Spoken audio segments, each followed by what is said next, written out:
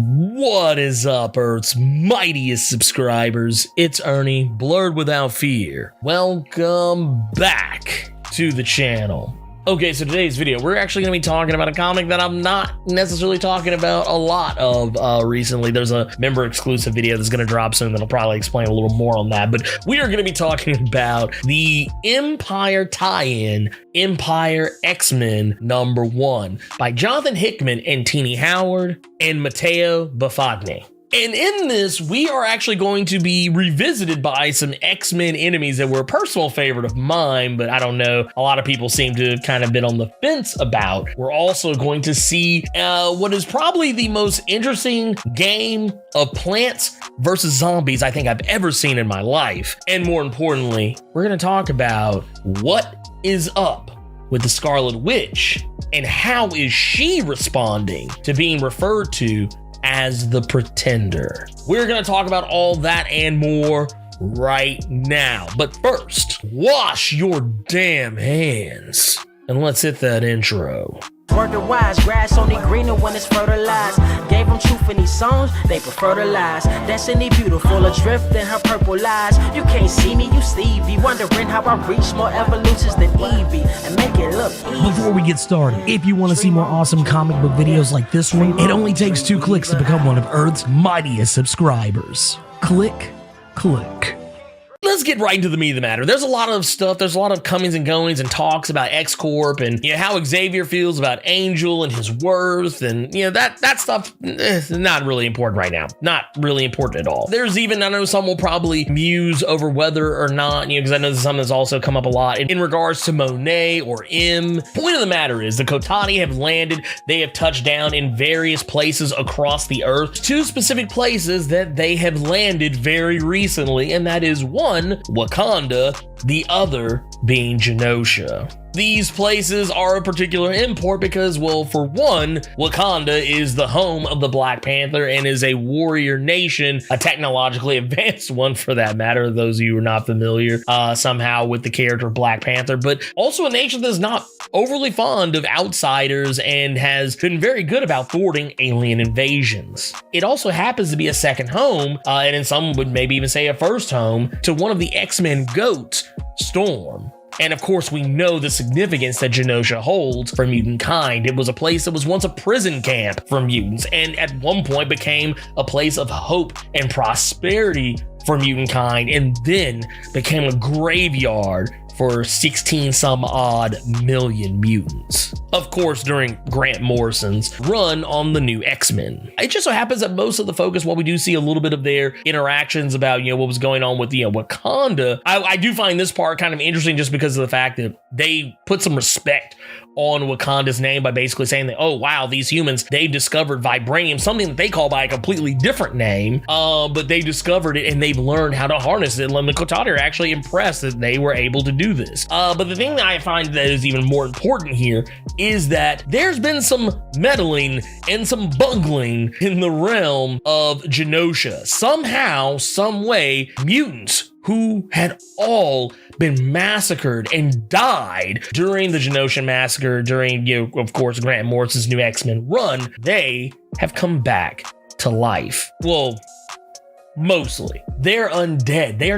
They are basically Marvel zombies. Marvel zombies has basically crossed over into the main continuity now. We'll get into that in a minute. The Kotati find one of these zombies, and it's someone who basically refers to himself as Explodey Boy. And he's not that very interested in talking to the Kotati. He does speak to him for a few panels, but he immediately explodes and tries to kill most of them. The real thing is that Explodey Boy, his main beef is the fact that, you guys are here, but you're probably gonna attack me, you're probably gonna kill me, but that's not really the real issue here. The real issue here is that you are on Genosha, a place where over 16 million mutants were massacred. And it just so happens that at least 2 million of them were vegetarian. So they are all gunning for the Kotati right now. And it seems like this is it's weird. It's like once again, it becomes this plants versus zombies deal. And it's just great. It's just fantastic. Now you're probably sitting there asking yourself, why are all these zombies roaming on Genosha? Well,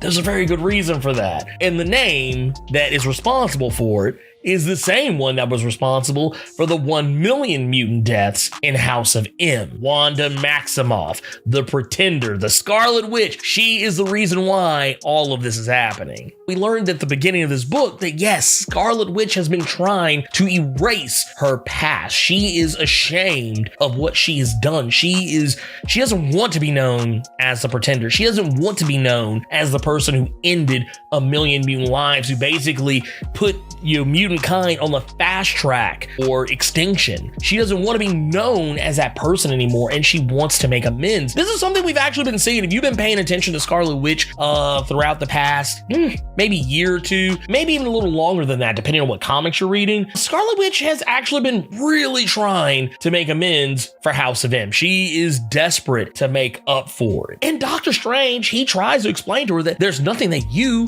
or I could do or should do. You can't erase the past. You can't erase what you've done, because even if you could find a way to do this, you would have to erase the fact that you ever existed, your hold on events. Everything about this is acting in opposition of each other. You can't erase the past because you are too closely connected to it. You are a part of it. If you erase that part of your history, you technically have to erase yourself, and that's just two things that aren't gonna happen. And as Doctor Strange so eloquently puts it, you can't unring that bell. There's nothing you can do to change the past. You shouldn't even be trying. But what you should be trying to do is embrace the mistakes that you have made in the past and learn from them. You need to allow the things that you have done. You have to face your failures. And once you have done that, once you have accepted your failure, once you have accepted your sins, once you have accepted everything that you have done wrong, then you ring a bigger bell. In regards to Wanda Maximoff, because this is one of those situations you can tell that it's breaking her, that she can't undo what she's doing, and she's still going to try anyway. She's still out there trying to do whatever she can to fix the problem. But yeah, at the end of the day, this is kind of one of those messages that I kind of feel kind of speaks to what we've been seeing a lot of lately in regards of cancel culture and how we vilify people who have made mistakes. Now, there are some mistakes I think people make. You can't unring that bell, and even if you rang a bigger one, it wouldn't fix anything. Like, it's one of those things. It's kind of like you can't be R. Kelly and unring that bell, or even you could ring all the bells. I'm sorry, at the end of the day, you're still a pedophile. We're not even putting an allegedly next to that. Now, if you have one bad moment, if you're one of those people, I know this is probably an unpopular opinion, but if you're one of those people who've been outed recently, or someone who's been outed recently, we've had this wave of Karenisms that have been sweeping the nation for the better part of the last few years, but just finally kind of got a name attached to it. If you're one of those people, or know someone like that, or just witnessed something like this, it's one of those situations with those people who have acted out in very racist ways. Just, it's one of those situations where you would have some people who would say, oh, well, we don't really know what they were going through, or maybe this was just one bad day, or and it was just out there for the world to see. And regardless of how you feel about that, it's one of those situations where, in much the same way, you've done something bad, you've done something wrong, and I mean, you can apologize all you want, no one's gonna care, because at the end of the day, you yourself messed up. And that's one of the situations where I think a lot of people get mixed up, is that in a lot of these cases, these people don't apologize, or at least if they apologize for getting caught. They don't apologize for what they've done. And it's one of those situations where, much like the Scarlet Witch, you should be ringing a bigger bell. Use those sins and use those shortcomings and turn it into something positive. And that's what the Scarlet Witch is trying to do. And basically for over the last year, Wanda has been doing everything she can to, ring that bigger bell. And what she winds up doing is she winds up going to Genosha and resurrecting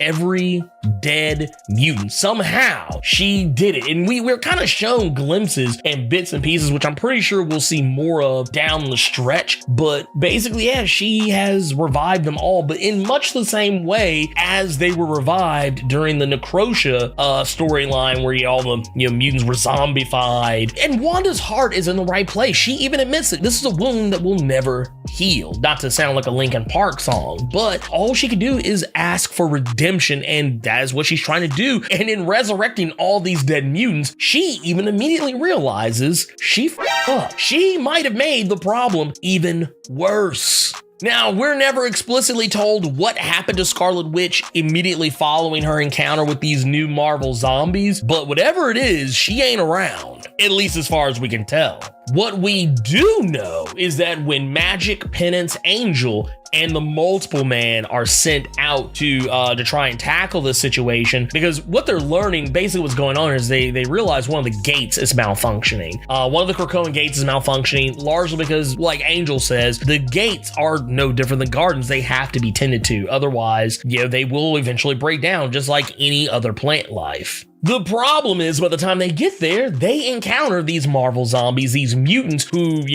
were once alive and well and are now undead. And of course, while Magic and Penance are more than happy to open the barbershop on all of them, there's just way too many of them. More importantly, they need to get the hell out of Dodge. Now, this would seem like a very easy problem. Magic is a teleporter. It's not like she hasn't teleported greater numbers of mutants before in her life. Teleporting herself and 3 others is not that big of a deal. But there's one problem. By the time that the zombies arrive, Multiple Man and his many dupes have already fixed the gate. So you're probably asking yourself, why is this such a big deal? Magic should have just teleported them out. That would have been a mistake. You see, Magic is a captain, and that is not the type of move that a captain makes, because even she has to recognize that that gate is open and working. And if that gate is open and working, these zombies are mutants. Dead or alive, Krakoa recognizes them as being mutants. And if those 16 million some odd zombies get through that gate, Krakoa, I'm not gonna say it's gonna be finished, but let's just say it would be a really, really, really bad day. Because the thing you have to bear in mind is that these guys aren't just dead bodies. Their X genes are still active. They are still able to enact their mutant powers. Krakoa don't want that kind of smoke. Fortunately for these wayward X-Men, they are saved by an enemy who kind of sunned the X-Men in a few earlier issues of the main series after Dawn of X started. Once it was like X-Men number 3. But the Golden Girls of Marvel are back. Horde culture has returned, and I gotta admit, kind of happy for it. Horde culture is returning at just the right time. Their entire expertise is in plants and being really dirty old ladies, but that's neither here nor there. Point of the matter is that they have arrived, and it seems like they're actually here to help the mutants this time, as opposed to just taking what they want. And I'm curious to see how this plays out. I knew Horde culture was going to,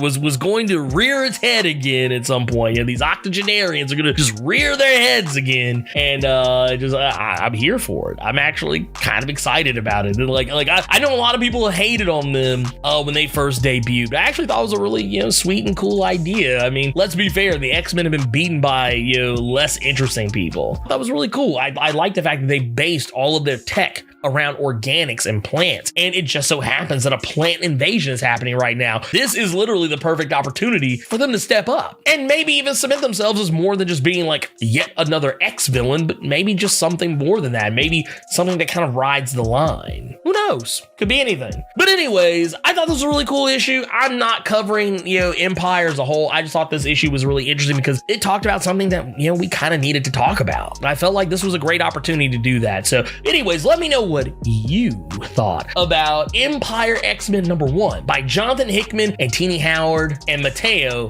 Buffagni. Wash your damn hands and sound off in the comments. So hey, you made it to the end of the video. Awesome for you. If you enjoyed this video, and if you made it this far, I don't see how you didn't, do me a favor. Hulk smash that like button. And if you want to see more awesome videos like this one, make sure you click subscribe so you can become one of Earth's mightiest subscribers, and tap that bell so you know when I post up. Also, feel free to go check out my Patreon, where if you chuck in $1, you can get early access to most of my videos up to a week early. And if you have time, make sure you swing by nerd901.com, where you can find more of my content as well as other amazing stuff. Anyways, until next time, I love you 3000 plus ultra.